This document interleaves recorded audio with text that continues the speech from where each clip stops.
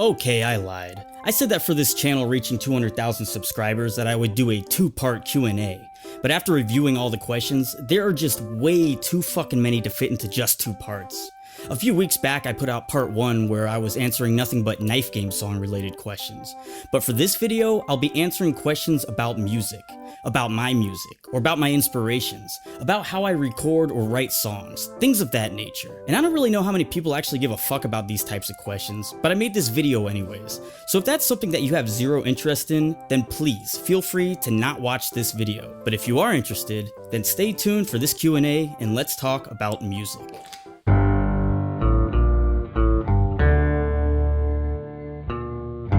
Someone asked, what made you decide to be a musician? And when you started out, did you ever expect to have the following that you do now? Well, I grew up playing music, kinda. When I was a very young child, I took piano lessons. However, over the later years, I lost interest in music altogether. I've told this story before, but the real thing that got me into playing music again was whenever I was 16. Me and a couple of hooligan friends in a small town where I grew up thought it'd be a good idea to break into a local concession stand. Our expectations were to rob the place blind of all the candy and soda pop they had, and pretty much live like teenage kings. But lo and behold, and to our surprise, upon breaking into the concession stand, there was nothing in there, only an old bulky slushy machine. And not wanting to leave empty-handed, we stole that slushy machine. I'll tell the full version of this story one day, but the short story is, we got caught and arrested. And while awaiting all the trials, I was put on house arrest for about 6 to 7 months. During this period, I was confined to my room and left with a lot of time in which I filled by learning how to play guitar. This was also whenever I started experimenting with writing songs and learning how to record them. Ever since then, I've been doing the same thing. Stealing that slushy machine was the best thing that I ever did. It made me who I am today, a Z-list YouTuber. But no, I never expected to have the following that I have today, mainly because YouTube at that time was just starting out and was only used for uploading funny cat videos. Clone Army asks, can you rap?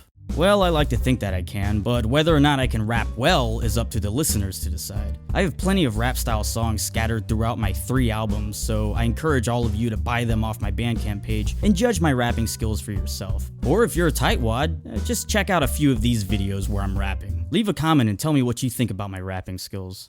Someone asked, may I make a cover of your song?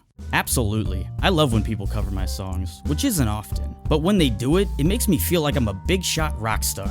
Hey, check out this cover someone did of my song, Poor Narrator. I'm not the ordinary stranger. We both got nothing to say. You walk right past where you mean the street. Someone else asked, are you going to give out chords or music tutorials? I seriously doubt that I'll be doing any music tutorials anytime soon because I'm absolutely shit at teaching music. However, you can find most of my chords and lyrics to my songs on my website, link in the description.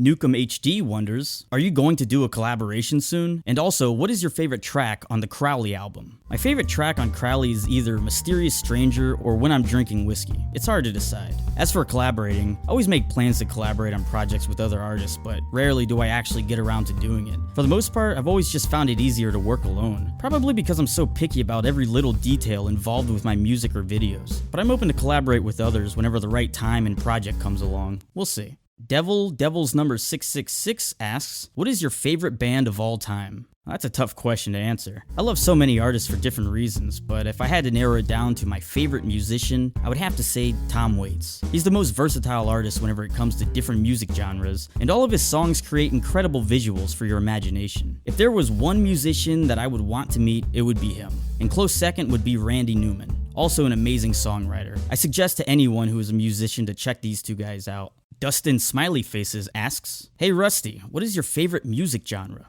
Definitely classical music from the Romantic era in the early 1900s, mainly the works of Stravinsky and Tchaikovsky. I love all genres of music, but classical music is what I listen to most often. Henri Yu asks, what's your favorite song?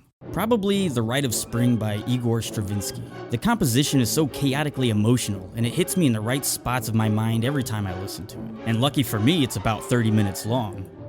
Someone asked, I've always wondered who inspires you musically. I can't help but to feel reminded of Johnny Cash on some of your songs. I get inspired musically by thousands of different artists. Everything from Al Jolson singing old-timey show tunes, to Hank Williams Sr. with his early country songs, to several hundred-year-old folk songs. I get inspired by black gospel church choirs or Nine Inch Nails, or even sometimes shitty pop songs. But I get most of my inspiration from my favorite artists, like Tom Waits and Randy Newman. Their songwriting ability really puts them in a category of their own, and a category that I someday want to be in. Both of them have big, ugly singing voices, and yet can sing a love ballad straight from the heart in the rarest, purest way. That to me is truly inspiring. Felix Del 2 inquires, what inspires you to write your songs? Unlike the last question, I don't much draw on music as a source of inspiration for writing my song lyrics. Instead, I find things that interest my curiosity, things that you don't hear about normally in songs, like insane asylums or Tibetan funeral practices. I get inspiration to write songs whenever I think about the macabre or grotesqueries that exist under the dark blanket in our minds. I get inspired by depression and doubt, death, and the occult. Religion is a huge part of my music. Religion, or the lack thereof. All the dirty things that people avoid thinking about during the day, but are haunted about in the twilight hours before sleep, inspire me. But also I write a lot of songs about really stupid shit too, so I don't know what the fuck I'm talking about. Matthew Gray Porter asks, do you see yourself doing any type of touring or putting on any live shows in the future? It would be awesome to see you on stage. Unfortunately, no. I've played in a few bands in the past and did the whole live show thing, and to be honest, I didn't care for it at all. I have terrible, crippling stage fright when it comes to situations where I am the center of attention, and that, mixed with the fact that I can't remember any of my own lyrics, just creates a cocktail where playing live and touring would be a nightmare. I prefer to make music on my own time. I like writing songs and layering instruments, and I'm perfectly satisfied creatively with recording them alone. Maybe in the future I'll stop being such a pussy about playing live, but for now, you're all just stuck watching recordings of me performing songs in my dirty old shed out in the woods. Levi Spencer asked, why do you record in a shack? Well, I used to live in the shed that I record most of my songs in. It's isolated and quiet, unlike the house where I live in now, which has paper-thin walls, meaning that a lot of the noise pollution from my neighbors and roommates can make recording nearly impossible. The real reason why I still record in the shed is because it's embarrassing recording vocals whenever other people can hear. I record a lot of falsetto backup vocals that sound absolutely retarded without music. Leave these things behind. I can't open up my mind at all. So I spare my roommates my humiliation and just opt to record in my old shed. Yo Vanny asks, when did you decide to start your Rusty Cage persona? What gave you the name, the personality, and your satanic-esque style? What about music? What got you into it, and why did you learn the instruments you know? Why am I asking so many questions you may wonder? I don't know, I'm curious and nosy as shit. Well, goddamn, you ask a lot of questions. I think I answered most of these already, but the Rusty Cage persona isn't much of a persona at all. It's just how I am. I've always been a fucking weirdo as long as I can remember and just never grew out of it. I chose the name Rusty Cage way back in the MySpace days when I was still on house arrest and experimenting with writing songs. I wanted to upload my songs to MySpace without anyone knowing it was me, so I had to think of a cool name. Rusty Cage seemed like a good choice at the time because it worked as an actual human name as well as holding a double meaning as a rusty cage. But now I regret it, seeing as my search results are competing with the very popular Soundgarden and Johnny Cash song. Fuck it. I chose the name. I've had it for about 10 years, so I'm sticking with it. Trenkleman asks, is the song Requiem of the Crazies inspired by your experience, or how did you think of the lyrics? I remember the exact point that I conceived the idea for Requiem of the Crazies. I was playing keyboard in a band at the time, and we had a live show at a local dive bar. There used to be a lot of homeless people that would mill around the venue, and I got to talking to one of them after we played our set. His name was Bullet, a 60-something-year-old black guy with burns on his scalp which caused him to be bald. He was telling me about how he used to play saxophone and he had a wife and kid who he no longer was allowed to see because he got addicted to drugs and spent time in jail. I was listening to him talk about his life for about an hour when he offered if I'd like to hear a joke, to which he then said, "I'd fuck you in the ear, but you'd hear me coming." And that was that. I never saw him again, but his memory would go on to be the inspiration for Requiem of the Crazies. If you're not familiar with the song, check out this video here. Someone asked, in the song Devil's Bagel, is there supposed to be anything besides the devil just like fucking shit up? Or did you have anything deeper in mind when writing that song? Well, actually, The Devil's Bagel is loosely based on a story from the first volume of Neil Gaiman's graphic novel series, Sandman. The dark character itself isn't really based on any specific person. It's not necessarily supposed to be the devil, just a creepy individual and kind of ominous figure that sits in the back of the diner and causes people to lose their mind. I won't go into too much detail, but check it out sometime. Sandman Volume 1, Preludes and Nocturnes, and the individual story is called 24 Hours.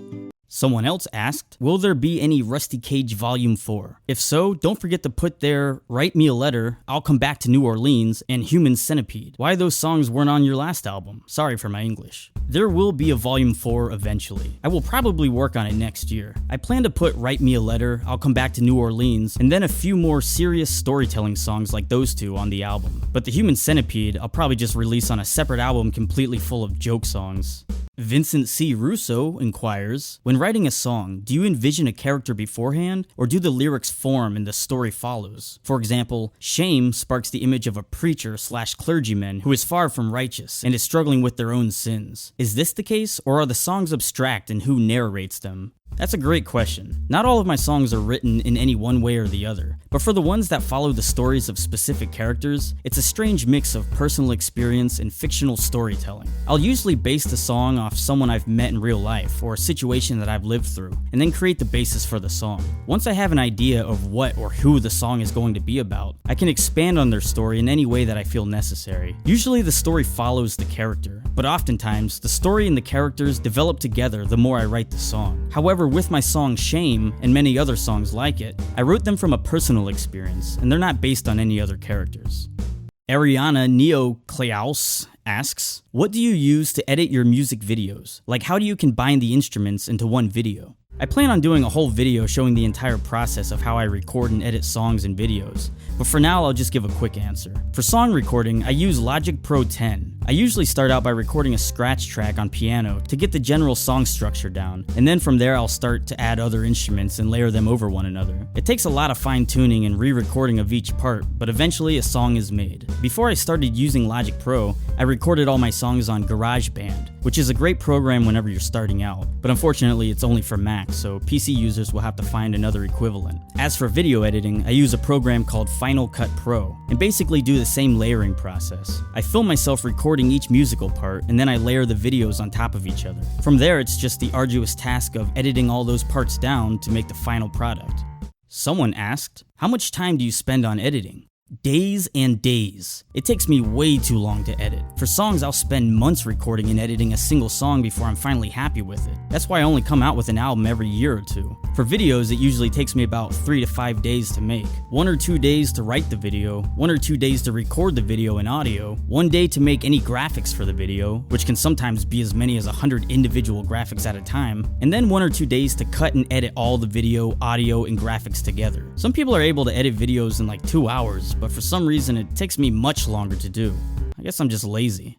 Someone asks, have you always been able to sing somewhat well, or did you learn from the ground up? I had to learn from the ground up. When I started writing songs about 8 or 9 years ago, I was not good at singing at all. I'd never even tried to sing anything before then, so I had to find my voice. At first I started trying to copy singing styles of musicians that I listened to at the time, but it always sounded awkward. Eventually, after trial and error and hundreds of failed songs, I began to develop my own singing style. I had plenty of time to practice singing on key and widening my vocal octave range, and I'm not the best singer by far, but I am comfortable now with my ability to sing. Casey Walsh inquires, what's your advice for a beginner songwriter? Now, I wouldn't by any means consider myself anything more than an amateur songwriter. I've only really ever wrote songs for myself, but the advice that I would give would be to write honestly. Write songs based on your honest feelings and opinions. You as an individual are able to understand yourself better than anyone, and songwriting is an excellent way to explain your view. And when you truly believe in what you're writing, it makes it so much easier.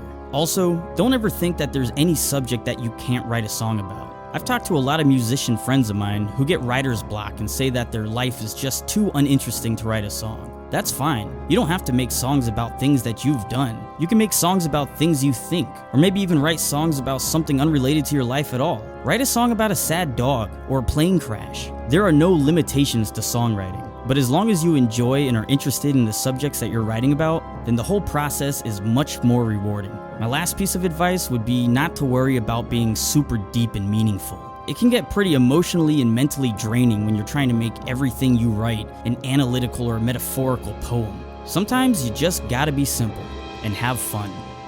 Well, that's all the questions for now. Be sure to like this video and subscribe to my channel if you aren't already, and stay tuned for the next 2 question and answer videos, one of which will be about religion, where people ask me if I believe in God, what religion I am, and if I believe in life after death, all that. And then another one after that, where I'll be answering questions that people have asked about me personally, and a bunch of random other questions. I don't know. Hey, thanks for watching, and stay tuned. Yes, I have t-shirts. Yes, I have stickers. Yes, I sell physical copies of my album. And yes, they ship internationally. All of them are for sale at rustycagemusic.com. Consume, consume, consume.